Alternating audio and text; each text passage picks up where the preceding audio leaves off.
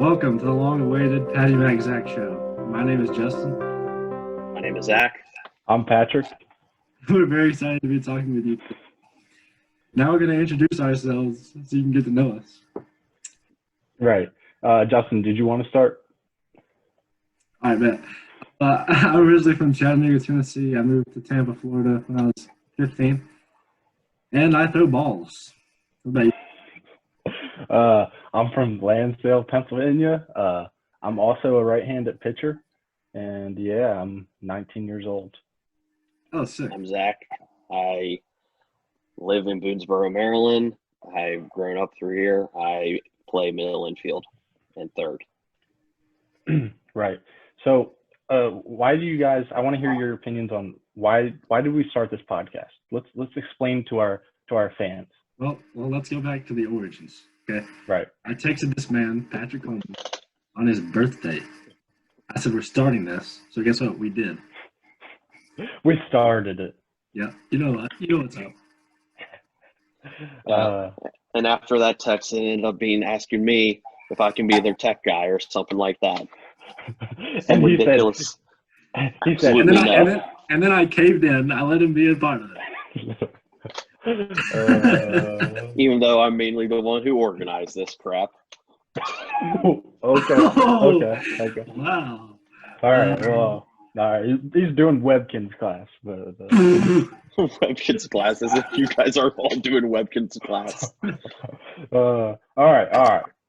So, in this podcast, I think we're going to talk about a wide variety of things, right? We all play baseball on the same college baseball team. Justin and I are pitchers. Zach is a hitter or something like that. Who cares? A middle infielder. Who cares? Basically. So we're going to talk about baseball. We like to train. We're into how can we get better at baseball, nutrition, all these kinds of things. Anything else? Anything I missed? I mean, basically what we're going to discuss for this first period is our training methods based on weightlifting, nutrition, and then obviously our skill-based development, and build on that into what our quarantines looked like and how that may have altered our training, and going forward, what we're going to do. Just anything that we want really involving our training for this first episode. We want you guys to get to know us, and obviously we want to hear some feedback and get moving with the podcast. So, J-Mac, you want to start? What, sir? What did you do over quarantine? What was your training like, and what's your training like now? Okay. Well, just do what's your training like now, and then we'll go into quarantine after that. All right. That's how we're gonna set up. All right. Well, right now, I'm getting better at baseball. So I'm throwing a lot. A lot of people buy into this lifting thing. I'm joking. Not really though.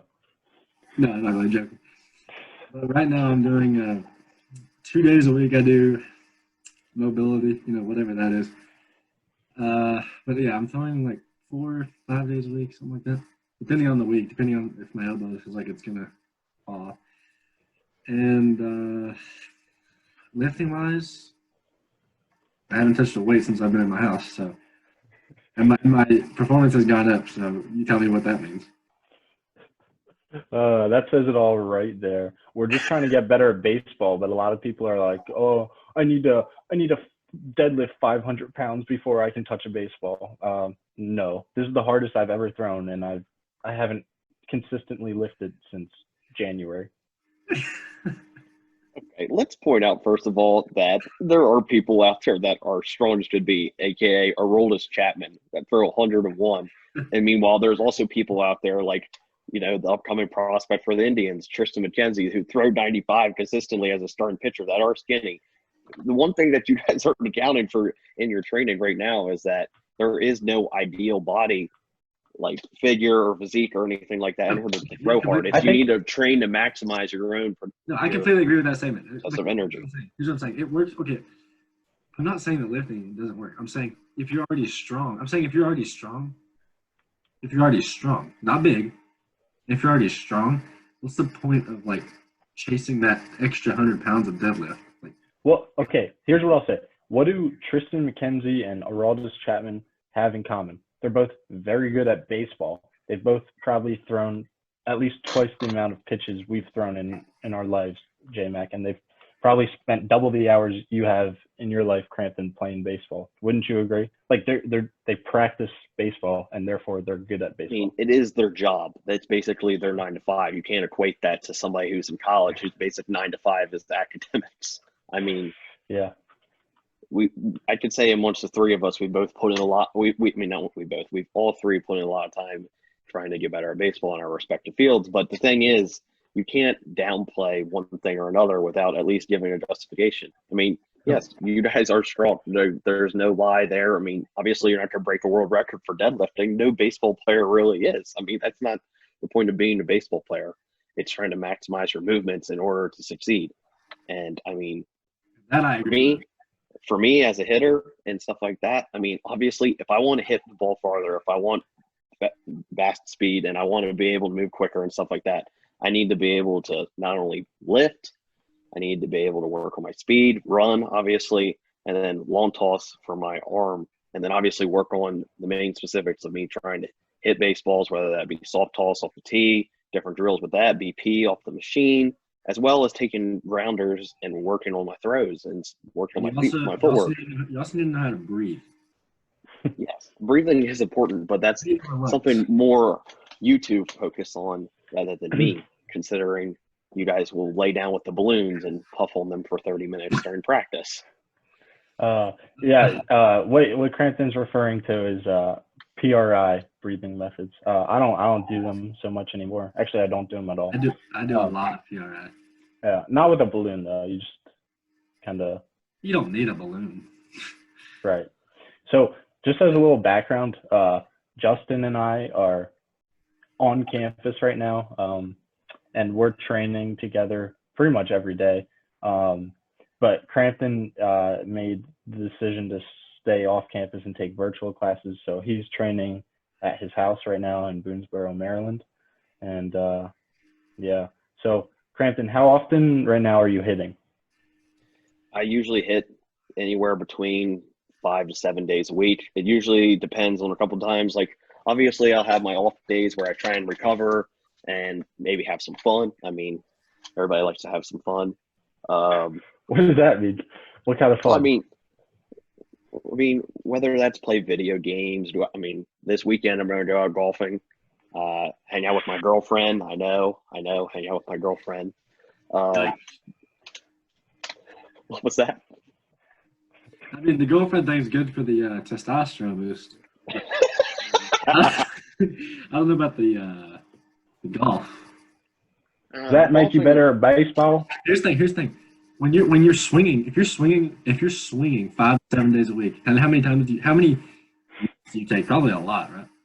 I do take a lot. Typically, whenever I just do my warm up, I'll probably take about 100 swings to warm up, and before I go into any skill specific training. That's what I thought. And then you're going to go rotate more on the same side. Well, the one thing that differs between swinging your baseball bat and swinging your golf club is that it's a different plane. Okay.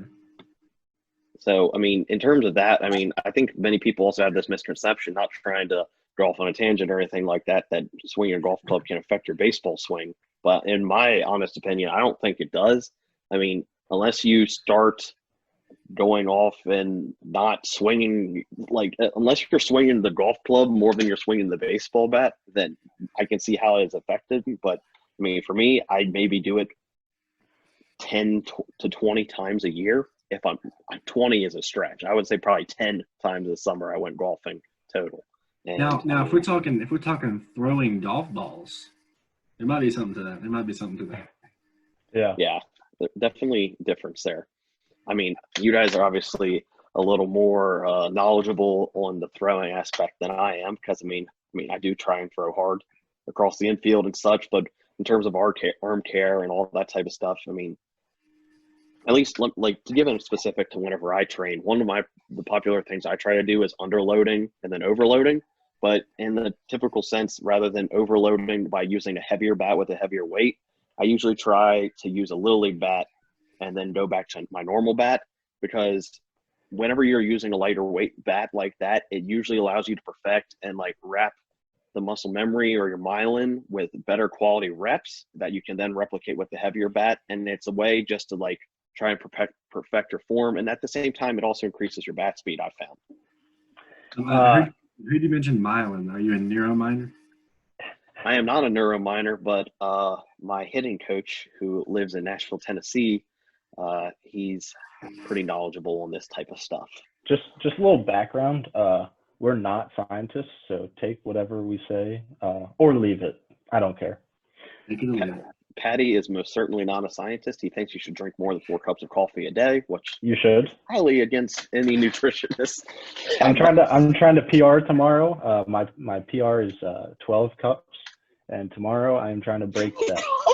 Oh my God! Patty. In search of a Mound Velo PR. Patty, you're gonna get heart disease at the age of 30. Well, my blood pressure is phenomenal. Probably like phenomenal as in through the roof. In search of a Mound Velo PR, I will not be drinking any coffee because I don't need it. Yeah, Justin and I are Mound Veloing together tomorrow. And going back to science, science can only tell you what's empirically measurable, so can't tell you much. True. That's very true. But at the same time, obviously science does help sometimes, and other times you need to base off your own intuition, what you need to work on, what can help you with. Okay. So I'll talk about my training. How about that? How does that sound? Yeah, you do that. Yeah. So right now I'm throwing 4 days a week, Saturday, Sunday, Tuesday, Thursday. And on those days I throw many plyos. Mucho plyos.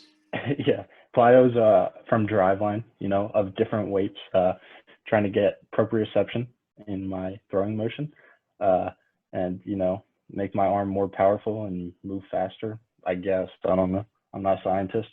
And then I don't do too much long toss, actually. My long toss right now kind of sucks, but this is the hardest I've ever thrown, so I'm going to continue to do it. My long toss is the best it's ever been. I'm throwing harder. Yeah, so I mean. So, Patty, if you're not long tossing, then how are you working towards getting your velo up? Because I mean, if you haven't been lifting weights and stuff like that, and not long tossing, I mean, what other? I mean, obviously,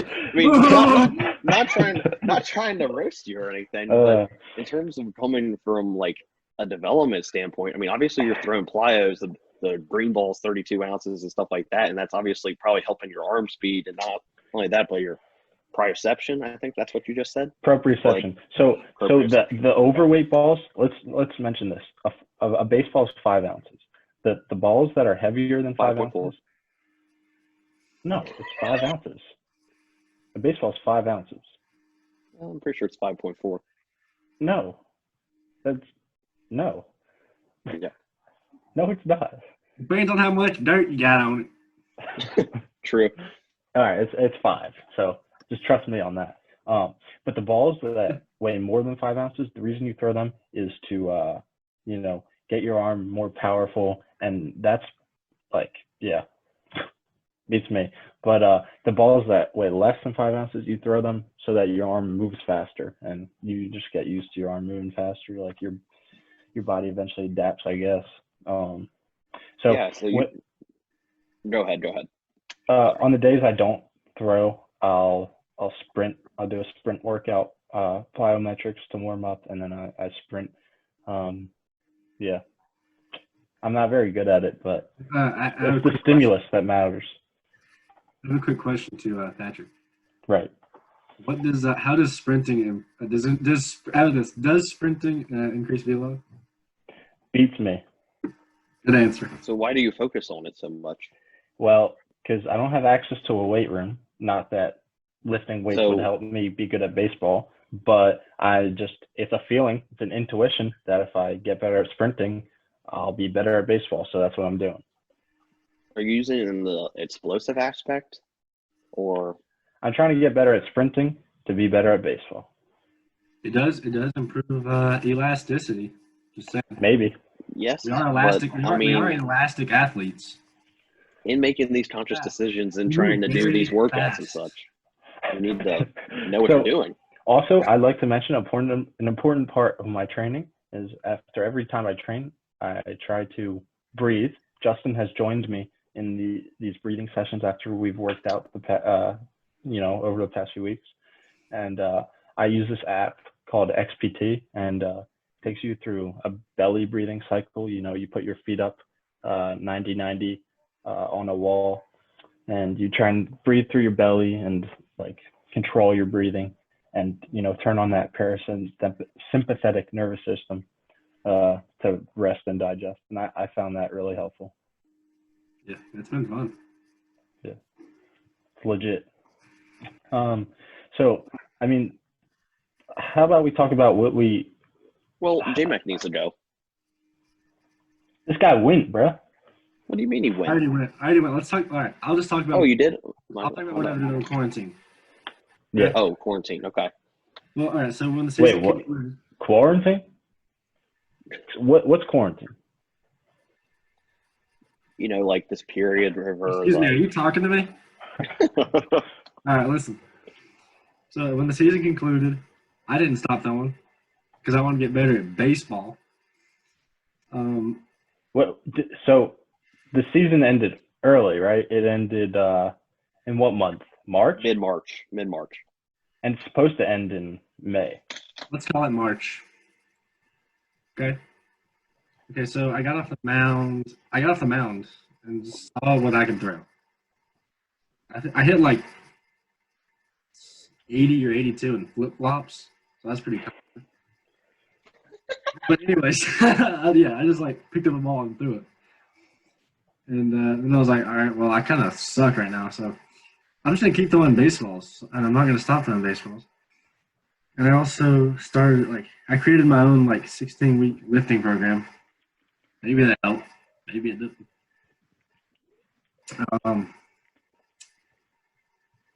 Ate eggs every morning.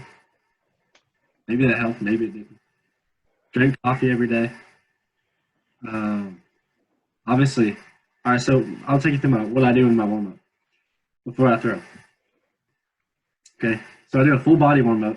You don't want to be freezing cold. Okay.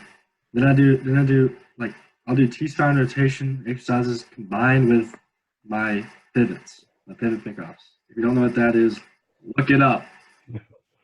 Okay. Then I was doing partner throws when I was at home because I had my brother who could toss me the ball. And I like those a lot because it takes thinking out of everything. Like you're not thinking about what you're doing. You get the ball and you throw it. All right, but I've heard that with this PRA exercise that you do. It's called left ZOA. I'm not going to get into all that, but basically it gets your left rib cage and your left pelvis closer together. Okay. And then I'll do some other typical drive line drills. And then I would long toss every single time. So and this was 3 days a week, or? Yeah, I was throwing 3 days a week and lifting 3 days a week also. So what was your lifting setup like? I had a trap bar and a couple dumbbells. Just in your garage, right? Yeah. And if you want to see some of what I did, I have an Instagram page called JMac Pitching. You should probably follow it.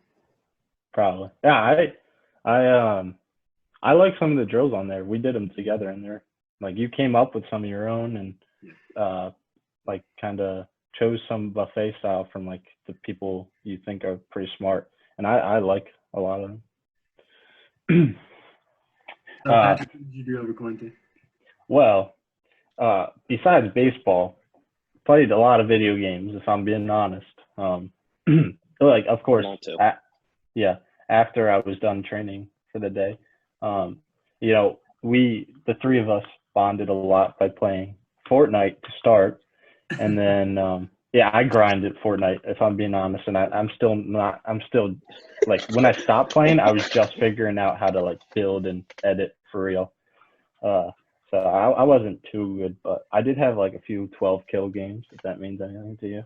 So, and then we started playing Warzone, and it's hard to like enjoy it first because like you don't know how to play, but it's really fun. Like one day, the three of us played it for 7 hours straight. Yeah, in my opinion, and this is an opinion, Warzone is a way better game than Fortnite. Fortnite is for 5-year-olds. That's why Crampton's really good at it. Yeah, this guy Crampton's a nerd. He can build 90s pretty quickly. You know. I've been playing Fortnite for several years now. I mean, the video game came out our sophomore year in high school, and I mean, it's basically been out 4 years now, and I've stopped for like a couple weeks or a couple months and not played, but I never went like 2 years without playing. Like I know J-Mac did, and I don't know about you, Patty, but all I can think about is the first time Patty asked me to play Fortnite with him. He was literally probably one of the worst Fortnite players I ever played with. This man was an absolute bot. I remember one time I died, and just watching him on his screen building was obviously very rough. Very rough. Okay, that's not true. To start, I didn't even have a mic, right? So I couldn't talk to you. So I was trying to navigate FaceTime with you while I was playing. Like it was, yeah. That's true. But to start out, you could shoot stuff, don't get me wrong, but building, absolutely not. So absolutely okay, I'll go into my training over quarantine. So my training over quarantine, in March I was just coming off an ankle/foot injury, plantar fasciitis, and then bad inflammation of my ankle. So I just came out of a boot. So I was just beginning to like get back on the mound and stuff. And then our season unfortunately ended due to COVID. And I took a month or two off. I started throwing May 11th, and I've been throwing at least 3 days a week ever since. I followed Driveline's 8-week on-ramp program, and I thought that was really good. It's really important, I feel, to on-ramp properly when you're trying to throw at a high level. And I'd say in like April, maybe even March, I started sprinting just because I wanted to regain confidence in my ankle and my foot, and I want to strengthen these two parts of my body. And I feel like I've gotten a lot better at sprinting, but I'm still pretty bad. What about you, Crampton? So to start out my quarantine, whenever I came back from obviously the season being ended, I mean, luckily I'm blessed to have a full hitting facility that my parents own. So, I mean, it consists of 2 cages, I have a pitching machine, have my own rack and everything so I could lift. And I mean, from there, I really just kept on going. I knew I was playing in a summer league this summer. I knew it was kind of up in the air. I didn't really figure out the status of my summer league until May, but at the same time, I mean, obviously I wanted to get better. That's the whole point of me being in the summer league. I wanted to get better. So, I mean, basically whenever I started, I started off pretty hard for the first 5 days, or 5 days a week. I would usually spend about 30 to 45 minutes. I would use my hypervolt to warm up, and then I would roll out, and then obviously my stretches and stuff like that. And then I would go into whatever hitting drills I have. And usually that varies by the day. I have my hitting instructor design several different things. And then I would do BP and off the pitching machine certain days, just depending, maybe some curveballs, fastballs, high velo, 2 plate drills, different stuff like that. I would do some glove work.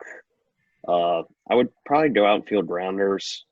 At first, not very often. I would be able to just like have them rolled to me or do some short hops and stuff because, I mean, fields weren't open. But once I got access to my high school, I would go there probably 2-3 times a week and take some grounders and make throws. And then obviously I would lift 3 times a week. I did my main lifts. I would front squat, I would bench, and I would deadlift. And obviously had great bar deadlift. No, I would hex bar deadlift. Quite right. And I just a worked quick on. Question. One thing I gathered from all that. what is the purpose of rolling out for you? Rolling out for me.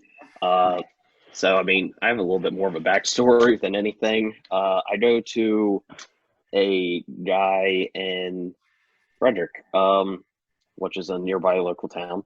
He used to play in the NFL. He played for the Vikings, Bengals, and the Chiefs. And he's a big proponent of endermology, which is an unknown concept to some people. Essentially, it's releasing the fascia from the bone and stuff like that. Basically, it's just trying to obviously loosen up your muscles, stretch them as much as possible. He has the silk stretching, and he would do a lot of trigger point foam rolling and stuff like that. So based off of that, I mean, it was a big, I think that part helped me more than anything in my development, because I was not very flexible at the time whenever I first joined with him. And I felt like whenever I would throw, felt like I had like a lock on the front of my shoulder and everything like that, just not good in terms of mobility. And I think that really helped me.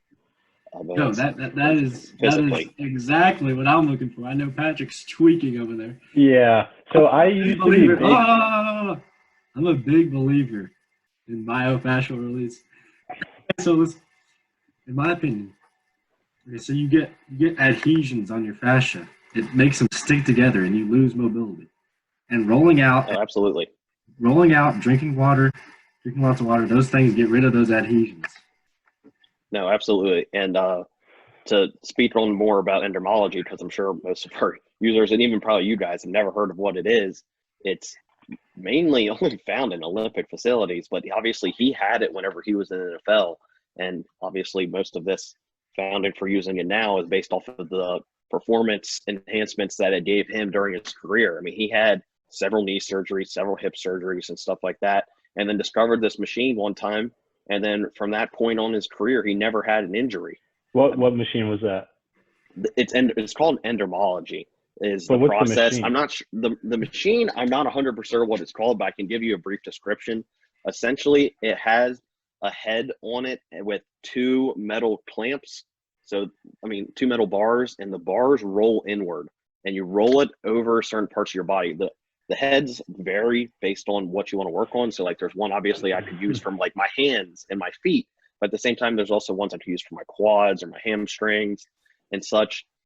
And essentially, as you roll the machine's head over any of your muscles, it practically just pulls the muscle right off the bone and releases your fascia. And many of the benefits, I mean, it increases your collagen by 260%, it increases your circulation by a very high percentage as well. And I mean, obviously, I mean, as an athlete, you want all of these type of improvements to your body. Yo, Patrick, what do you think about this? Yeah, Patty, I see you shaking your head, but well, you obviously have never experienced this.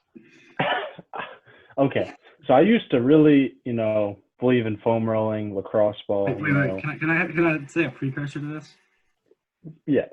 You did say that you had plantar fasciitis, right? I did say that. All right, continue. Imagine not being able to take care of your body. So I had plantar fasciitis back when I believed in foam rolling and really? lacrosse ball work. Yeah, actually, ironically. So I used to do it a lot, before I would throw, I'd like lacrosse ball on my shoulder or whatever, chest, pec minor, foam roll, hamstrings, IT band, adductors, calves, like the whole shebang, T-spine.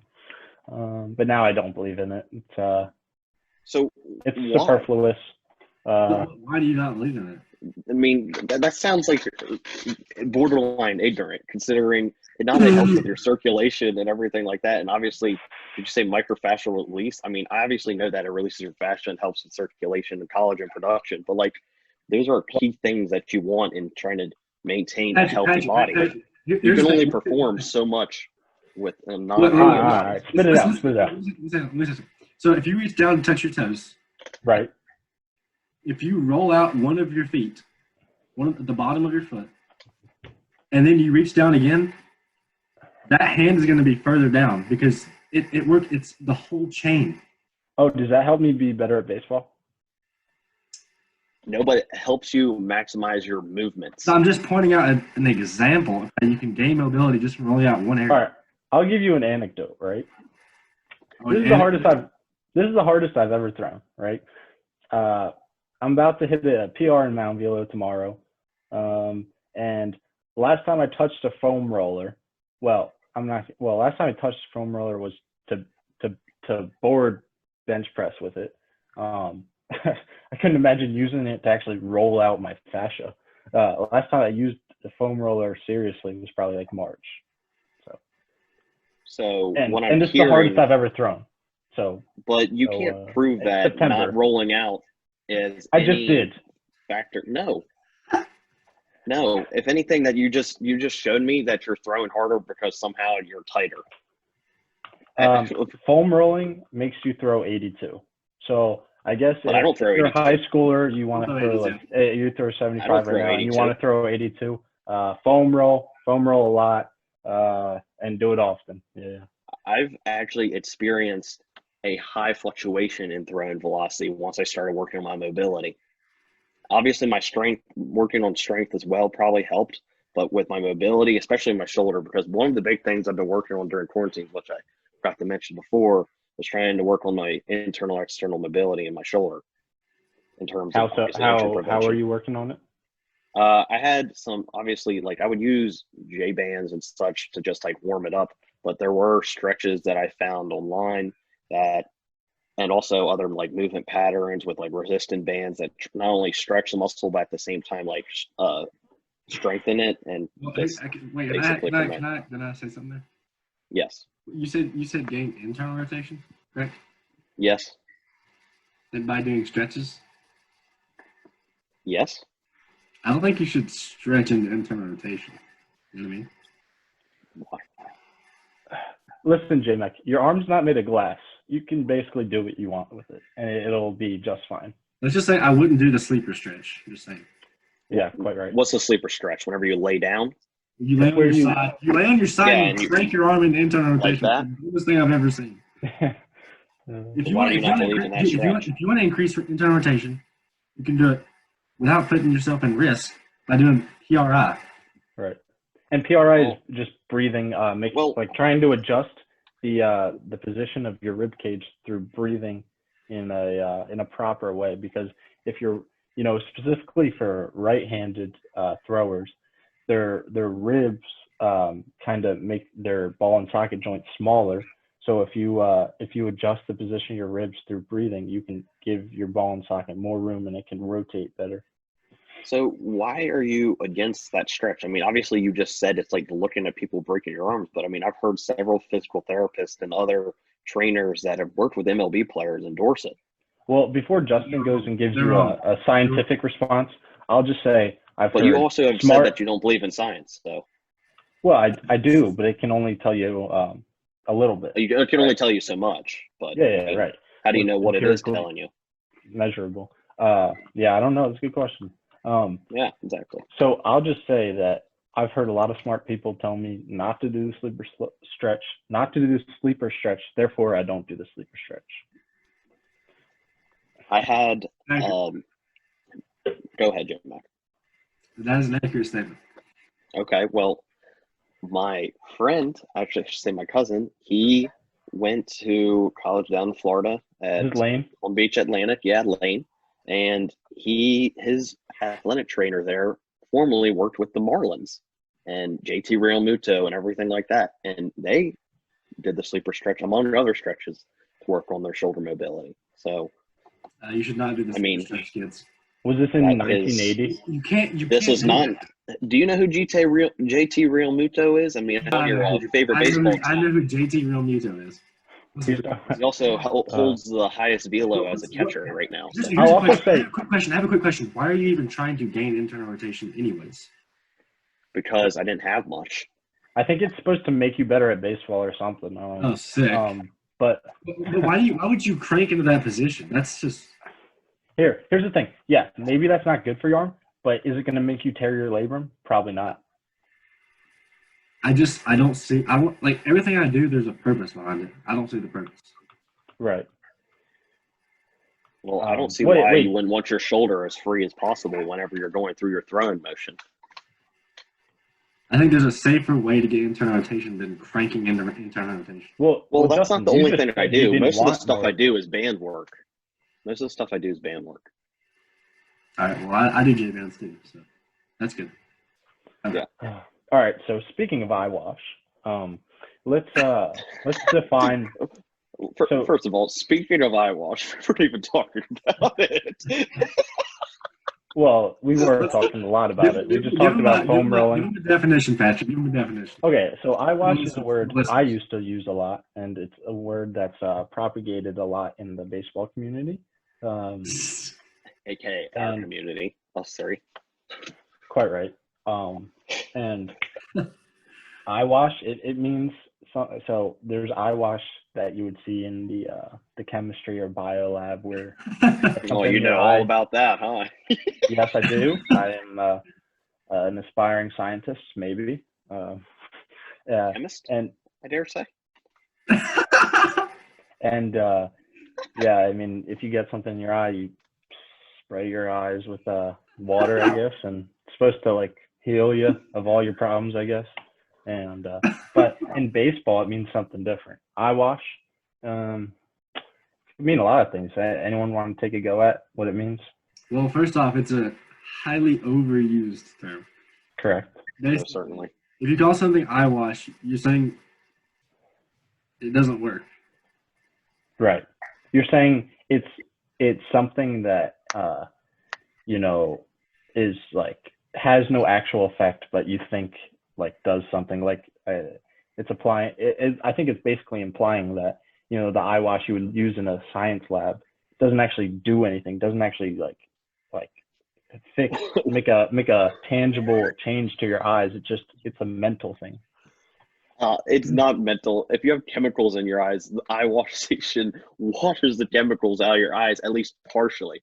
I mean, that's just 100% true. You're not going to put soap in your eyes. I don't use eyewash in that context. I don't know where Patrick got that definition.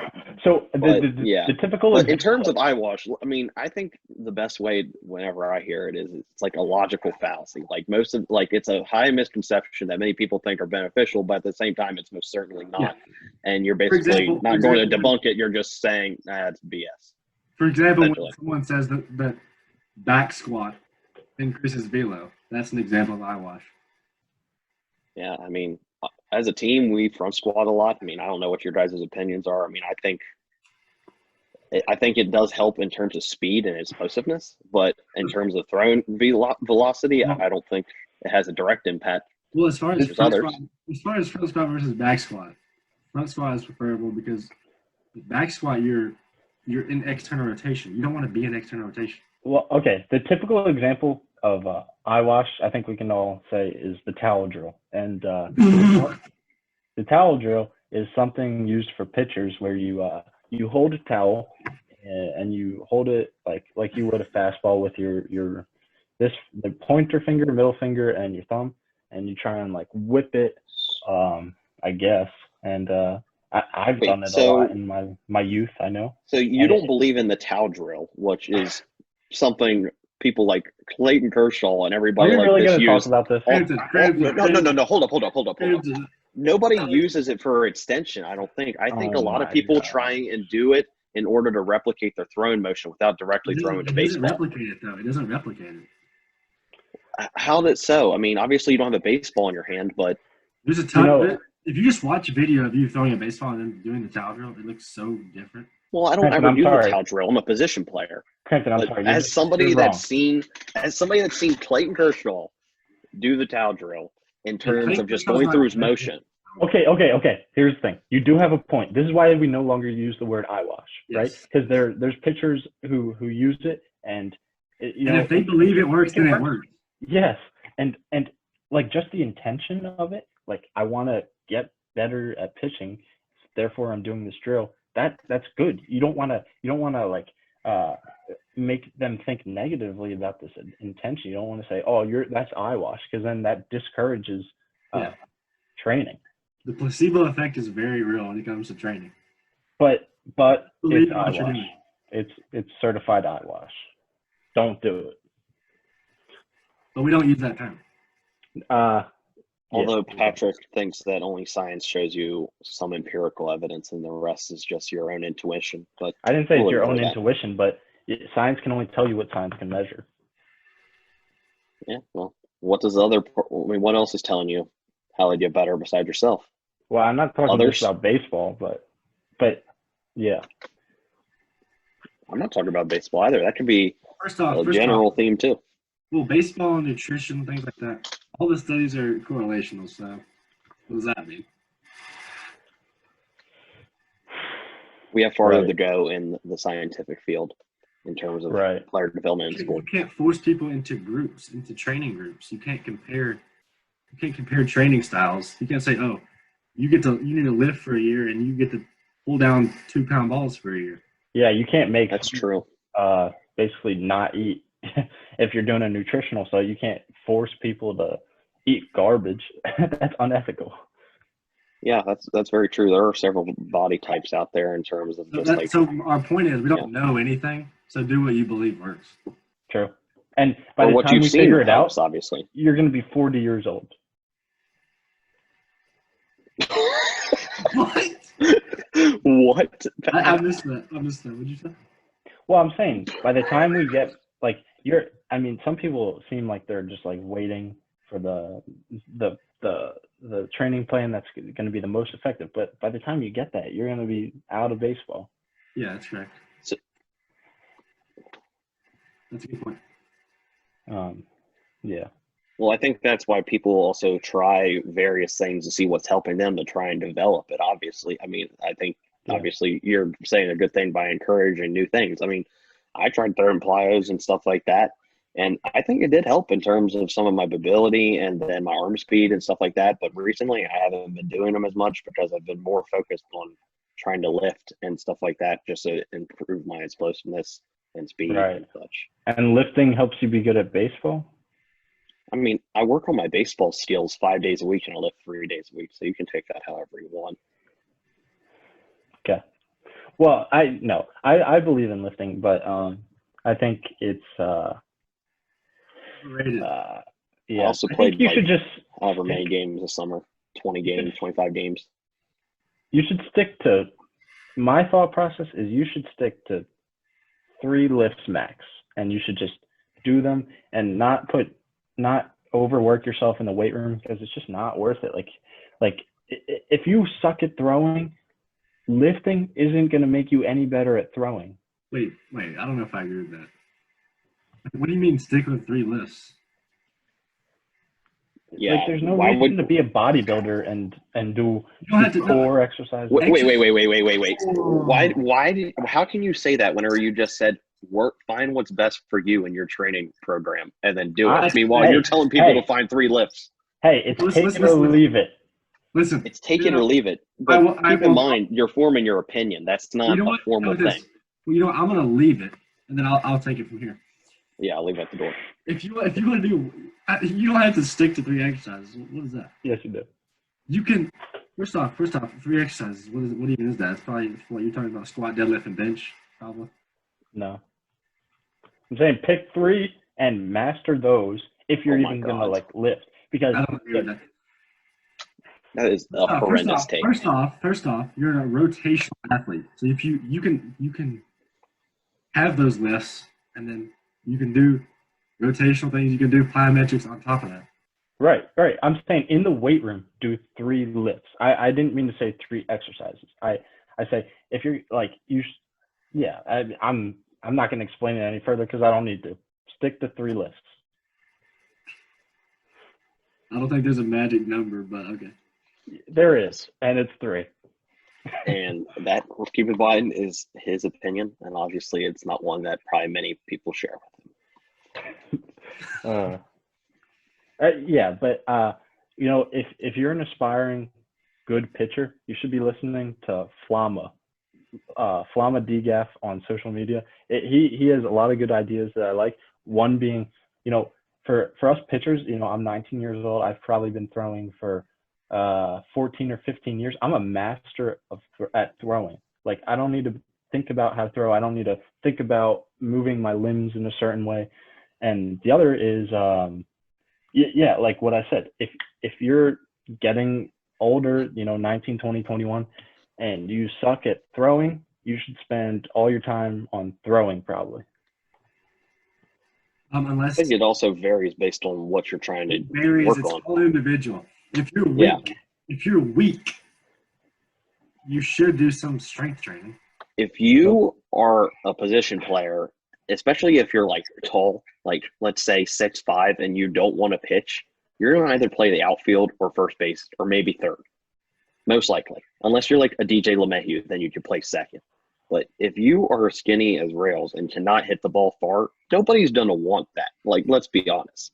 If you're going to have a 6'5" dude, you want somebody that can hit bombs easily and often. I mean, obviously you want to become a great hitter, but at the same time, you obviously need to prioritize lifting and adding on however many pounds of muscle that will benefit your hitting stats in terms of power and such. Right. I'm just saying, I think that's the outlier case, right? We're envisioning someone who's 160, 170 pounds, but the reality is that most of the guys we know on our team are strong enough to be good at baseball. If you look at a lot of players from the Dominican Republic, they don't look like they've been deadlifting or power cleaning or benching for a long time. Yeah, they are. They're explosive. They're powerful, right? Yes. Like, it proves that you don't need to lift to get on a lifting program to do that. Like Fernando Tatis is 180, 185 pounds, and he's just really good at baseball, and he trains, in his own way. Yes, that's true. But one thing I want to point out is that we can't compare people that are absolute freaks of nature like Fernando Tatis to somebody like me. Like, obviously, if I had Fernando Tatis' skill set, I would be in his shoes, but I don't. I mean, I'm working on my own individual things, but at the same time, you have people that are like Mike Trout. Mike Trout is a freaking hoss. I mean, he is ripped, yet he's not questionably, but debatably one of the best baseball players ever lived, and he's still not 30 years old yet. So, so you know how Patrick said you need to go listen to Flamo? All right, well, I think you should go listen to Cressy and Florida Baseball Ranch. Driveline, I'd add. I think Driveline is a lot of the reason I've had success recently. Yeah, I don't think you can leave out Driveline. I mean, yeah. No, you should pick and choose, or just, you shouldn't think about it too much. Like, how to get better at baseball, and that's by practicing baseball. But you should get someone who's smart to tell you what you should be doing on a daily basis, and then just follow that. Absolutely. I think you need to definitely formulate, whether that means you get critics from outside of your training, like, say, like, if you're going around showcasing, you need to ask college coaches if they aren't recruiting you, like, what do I need to work on and stuff like that, and get someone that you obviously trust in order to do so and get better at it. Right. Well, I'm all talked out. I think I'm ready to wrap this first podcast up. What do you guys think? Yeah, I think we've had a pretty big discussion on a lot of different things. Definitely a lot of good stuff in here. Any concluding thoughts for you, J-Mac? Take it or leave it. Take it or leave it. Absolutely. All right. So, okay, we have some announcements, of course. Yes, we do. So we're very happy to be getting together and have like the resources to get all three of us together and put out this podcast. We're going to be having guests on. This is something we're excited about. We're going to bring on people we know that want to come on the podcast and we think would make interesting content. We have social media. Do you want to go into that, Justin? Yes, we have an Instagram account at pattymaczachshow. You should go follow it. Well, all the social medias are going to be in the description, so you should follow us because we're pretty cool. Quite right. Yes, and obviously, based on what we've talked about today, we would love for some feedback as well as questions about what you guys may want to talk about, and even some of you could ask if you want to, basically apply to be guest, and then we could have a discussion for that podcast. Obviously, we didn't do this to just set up and then talk about every time go back and forth about our training usages and stuff like that. We want to each time have a different topic, and we can discuss anything. I mean, obviously we have a flaming baseball thrown behind because we all share the love of baseball and want to throw hard. I mean, coming from a pitcher and two infielders who, and What? two pitchers and an infielder. Who's the infielder out of the both of us, Justin? Sorry. Oh, it's me. Two pitchers and an infielder. Everybody wants to throw hard. It's a game of baseball. Everybody wishes they could throw 95, but obviously there's more. Oh, I don't wish. I don't wish. Oh, so you're hitting 95 tomorrow? I don't wish I was anybody but me. At least 90. Absolutely. But my point is that we will be welcoming guests and questions and comments, obviously. But please follow us on social media. And we hope to add this podcast to other sources. I mean, J-Mac, can you expand a little more on where we're adding our sources? I know after 3, we're going to try to add to Spotify and Apple Podcasts. But as of right now, we're obviously going to be on. As of right now, well, we're pretty much exclusively on YouTube, but I'm posting clips on Instagram if you follow the Instagram too. Right, and also we want to take questions, so you can email us at pattymaczachshow@gmail.com, or you can put in the comments of this video. And also, if you want to send us a video of you asking a question, we'll play it on the podcast, and we think that'd be cool.